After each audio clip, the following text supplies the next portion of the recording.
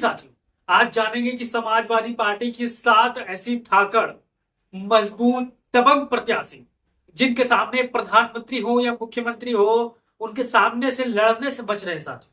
Samajwadi party की महिला brigade जिनको अखिलेश यादव ने मैदान में उतार दिया है साथियों। काजल निषाद हो, इकरा हसन हो, आज सबके बारे में जानेंगे साथियों। कौन है वो 7 लोकसभा प्रत्याशी जिनके सामने बड़े बड़े भारतीय जनता पार्टी के तुर्रम खां, तीस मार खां परेशान है साथियों। उनके सामने चुनाव प्रचार करने की हिमाकत भी नहीं कर पाते हैं साथियों। लगातार ब्रांड है वो अपने अपने लोकसभा क्षेत्रों में साथियों। कोई तो नौजवान है, कोई तो एकदम से छात्रप है अपने क्षेत्रों में साथियों। आइए जानते हैं वो कौन ऐसे हैं। आप इस वीडियो पर पहली बार आए हैं तो चैनल को सब्सक्राइब करके बेल आइकन को दबा लीजिए साथियों। जैसा कि आप जानते हैं, लोकसभा प्रत्याशी लगातार जिस हिसाब से समाजवादी पार्टी जारी कर रही है, पीडीए फार्मूला के तहत चाहे महिला हो चाहे पुरुष हो, प्रत्याशियों का ध्यान रखा जा रहा है साथियों। महिला जो आधी आबादी होती हैं उनका ध्यान रख रहे अखिलेश यादव ने एक शानदार तरीके से प्रत्याशी उतारा है साथियों। पहला नाम आता है कैराना लोकसभा से, जिनका नाम है इकरा हसन साथियों। इकरा हसन वही है जो लंदन से पढ़ी हो, संघर्ष करने वाले इंसान है साथियों। भारतीय जनता पार्टी के प्रत्याशी यहाँ पर लगातार पीछे चलते नजर आ रहे हैं साथियों। वोट के मामले पर हो या संघर्ष के मामले में हो या जनता के बीच के जाने के मामले में हो साथियों, लगातार इकरा हसन जिस हिसाब से बढ़त बनाए हुए साथियों। पोलिंग वाले दिन आप देख लेना, वोट पढ़ने वाले दिन देख लेना, गिनती वाले दिन देख लेना साथियों। मैं हवा में बातें नहीं कर रहा हूं साथियों। न समाजवादी पार्टी मुझे पैसे देती है अपना प्रचार कराने के लिए, न भारतीय जनता पार्टी मुझे पैसे देती है। जो हकीकत होता है मैं उसे बताता हूं साथियों। यहाँ पर जो इकरा हसन है बड़ी मजबूती के साथ चुनाव लड़ रही है साथियों, और 2024 के चुनाव में वो दिल्ली पहुंचेंगी 100% गारंटी है साथियों। क्योंकि भारतीय जनता पार्टी का जो यहाँ पर प्रत्याशी है बहुत ही नर्वस फील कर रहा है साथियों उनके सामने साथियों। फिर आइए जानते हैं दूसरा नाम कौन है साथियों।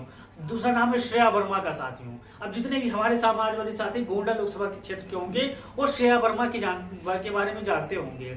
बहराइच के आसपास से सटा हुआ एरिया के बारे में आप जानते होंगे साथियों। बाराबंकी से हैं श्रेया वर्मा, लेकिन उनके जो बेनी प्रसाद वर्मा थे उन्होंने काफी संघर्ष किया था इस क्षेत्र में। यहाँ से वो एमपी बनकर गए, केंद्रीय मंत्री बने थे, इस्पात मंत्री बने थे। इन क्षेत्रों में बहुत काम किया था साथियों। आप जानते होंगे जिस हिसाब से श्रेया वर्मा मेहनत कर रहे साथियों, लगातार बढ़त बनाए हुए साथियों। बड़े बड़े तानाशाहों को घबरा रही है जब जमीन पर उतरती है साथियों। कम उम्र की है, नौजवान है, संघर्ष करने वाली है साथियों। इस बार 2024 के चुनाव में न कोई राजा रानी नहीं होता साथियों। वोट के जनता जो जिन्हें वोट देकर चुनती है वही राजा रानी बनते हैं साथियों। इस बार श्रेया वर्मा गोंडा से बहुत ही अधिक वोटों से चुनाव जीतकर सदन पहुंचेंगे साथियों।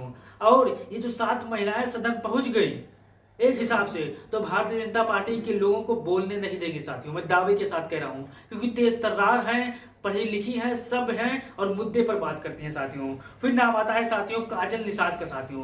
काजल निषाद को आप कैसे भूल सकते हो साथियों। गोरखपुर लोकसभा क्षेत्र से ये प्रतिनिधित्व करती है साथियों, दावेदारी करती हैं और भारतीय जनता पार्टी इनसे घबराए हुए साथियों। रवि कुशन जो यहाँ के प्रत्याशी हैं वो घबराए हुए साथियों, क्योंकि ये बेचारी जो ऐसी प्रत्याशी है कि बिना डर से, बिना किसी के मतलब कहने पर तुरंत उस एरिया में पहुंच जाती है, महिलाओं से, बुजुर्गों से, बच्चों से जुड़ जाती हैं और वोट मांगना शुरू कर देती है साथियों। ये वही धाकड़ प्रत्याशी है जो मुख्यमंत्री के इलाके में खड़े होकर डंके के चोट पर समाजवादी पार्टी का झंडा लेकर अखिलेश यादव के लिए वोट मांगते हैं साथियों। निषाद समाज से आती है साथियों। निषादों का वोट एक तरफा भारत समाजवादी पार्टी की तरफ जा रहा है, अल्पसंख्यकों का वोट गोरखपुर में एक तरफा समाजवादी पार्टी की तरफ जा रहा है साथियों। और जितने पढ़े लिखे बुद्धिजीवी है, अगर वो समाजवादी पार्टी की तरफ आ जाए तो काजल निषाद को कोई जीतने से नहीं रोक सकता साथियों। आप जैसा जानते हैं कि रवि किशन ने क्या काम किया है गोरखपुर में। आप गोरखपुर के होंगे तो अपनी राय जरूर दीजिएगा साथियों।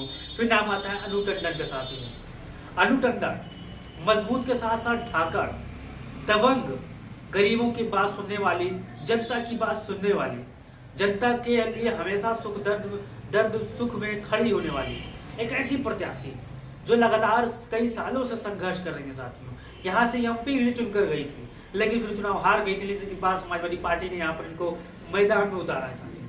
अब समाजवादी पार्टी से संघर्ष कर रही है। इस बार भारतीय जनता पार्टी के गढ़ को वो जीत लेंगे साथियों, क्योंकि उनको जो प्रत्याशी है भारतीय जनता पार्टी के, सिर्फ वो बोलते हैं टीवी पे आओ बाओ साथियों। धर्म के विरोध में बात करते हैं साथियों। हमेशा मुसलमानों से नफरत करते हैं वो शख्स साथियों। आप जैसा कि जानते होंगे अनु टंडन पीडीएस से लगातार जनसंपर्क कर रही है, पिछड़ा दलित अल्पसंख्यकों के लगातार साथ जा रही है उनकी हर बात सुनने साथियों। और यही एक समाजवादी नेता का विचार होता है साथियों। आप हर धर्म का सम्मान करिए, हर जात का सम्मान करिए, आपको वहां पर पहुंचना, चाहे वो आपको वोट दे चाहे ना दो, लेकिन आपको अपनी उपस्थिति वहां पर दर्ज करानी है साथियों।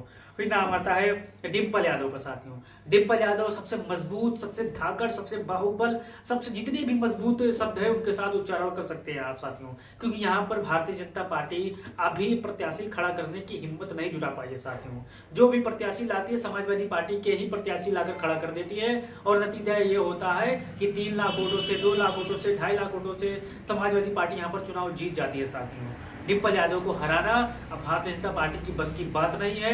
केशव प्रसाद मौर्य में अगर हिम्मत है तो आकर वो चुनाव लड़ने साथियों, अगर नहीं हिम्मत है तो बड़े बोलापन मत दिखाइए साथियों। फिर आता है रुचि वीरा का नाम साथियों। कुछ लोग कहते हैं नई प्रत्याशी है, बिजनौर की प्रत्याशी चुनाव हार जाएगी साथियों, लेकिन आप गिनती वाले दिन इस महिला के बारे में जरूर सोचना साथियों, जरूर, क्योंकि लगातार जिस हिसाब से अखिलेश यादव ने यहाँ पर जो सिटिंग एमपी है मुरादाबाद के एसटी हसन साहब का टिकट काट कर उनको टिकट थमाया है साथियों। लगातार उनके विरोध में सुर यूं चल रहा था कि यहाँ पर जो आपके एमपी हैं वो क्षेत्र में नहीं जाते साथियों, 5 सालों में जनता से नहीं मिल रहे थे साथियों। अखिलेश यादव के भरोसे थे कि समाजवादी पार्टी का टिकट मिल जाएगा तो हम चुनाव जीत जाएंगे साथियों।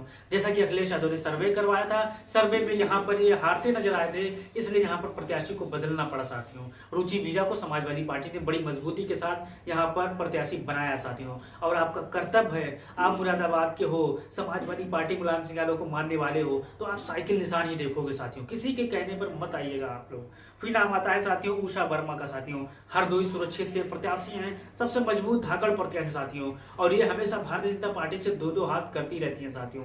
ये पूर्व में सांसद भी रह चुके हैं, विधायक भी रह चुके हैं, और हरदोई के जितने भी साथी होंगे इनके बारे में जानते होंगे। लगातार ये एक ऐसी महिलाएं हैं, अगर मैं पहली बार फिर दोहरा रहा हूँ साथियों, अगर इन सातों को लगातार जनता ने एक बार मौका दे दिया साथियों, एक बार जो सातों एक बार सदन में पहुंच गई साथियों, सातों इकट्ठा कुर्सी पर बैठ गई, तो भारतीय जनता पार्टी कोई गलत काम नहीं कर सकती है साथियों। कोई भी केंद्र में सरकार हो, कोई गलत काम उस समय नहीं कर सकती है, क्योंकि सातों एक से बढ़कर एक है साथियों। ये बोलना जब शुरू कर देती हैं, गर्जना जब शुरू कर देती हैं, तो बड़े बड़े लोग सहम जाते हैं साथियों। तो आप बताइए कि सातों में से सबसे बढ़िया प्रत्याशी आपको कौन लगा? बोलने में, बात करने में, शालीनता में कौन वो प्रत्याशी है जो आपको सबसे अच्छा लगा? वीडियो शेयर करेंगे, चैनल को सब्सक्राइब करेंगे। जय हिंद, जय भारत, जय समाजवाद।